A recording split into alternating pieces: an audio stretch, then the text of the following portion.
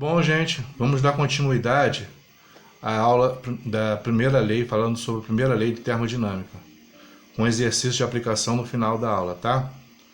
Então nós temos a fórmula, você já conhece, o calor trocado igual a variação interna de energia mais o trabalho, a variação de interna de energia igual ao calor trocado menos o trabalho.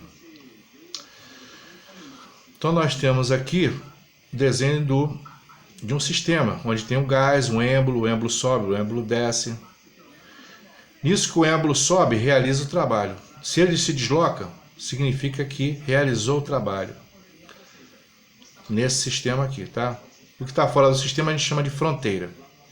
Então aqui, ó, no primeiro desenho não tem troca de calor. O sistema, o gás foi aquecido, o sistema foi aquecido. Houve uma expansão desse gás, expansão gasosa, e tudo se alterou. Então nós temos aqui no início a pressão inicial, V1, volume inicial e a temperatura inicial. A temperatura aqui vai aumentar aqui dentro, com certeza, e o volume aumentou. Se o volume aumentou, houve trabalho. Houve deslocamento do êmbolo. Tá?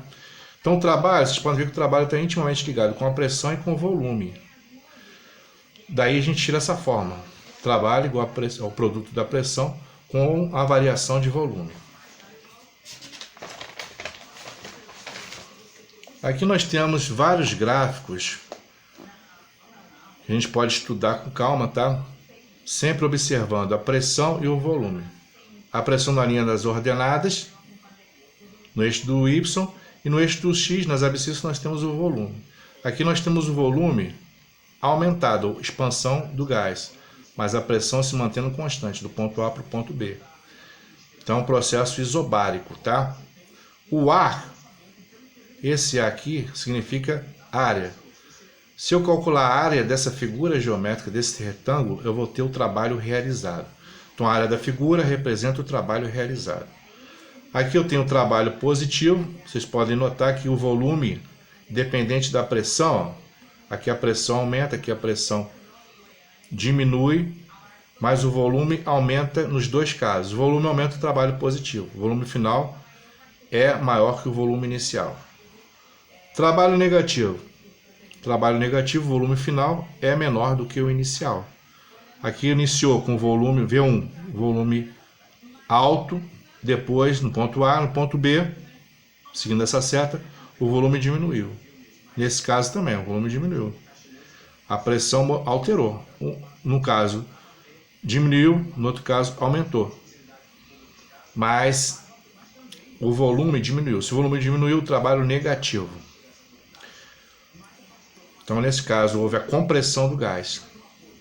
No caso que o trabalho é positivo, a expansão do gás. Tá? E quando o trabalho for zero?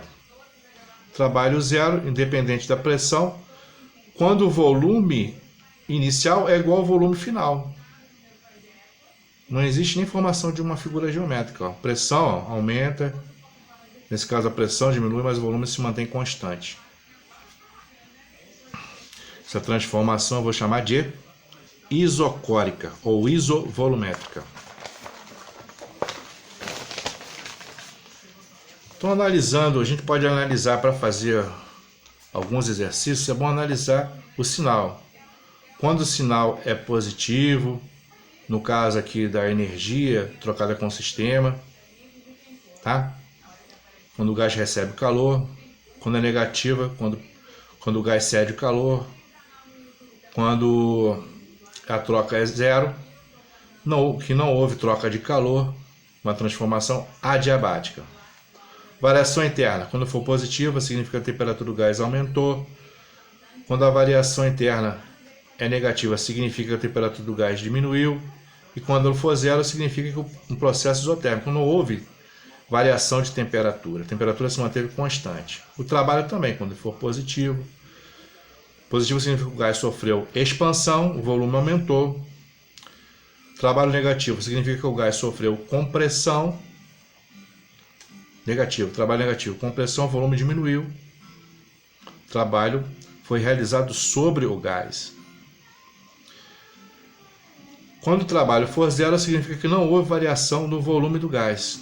qualquer que tenha sido a troca com o exterior. Não houve realização de trabalho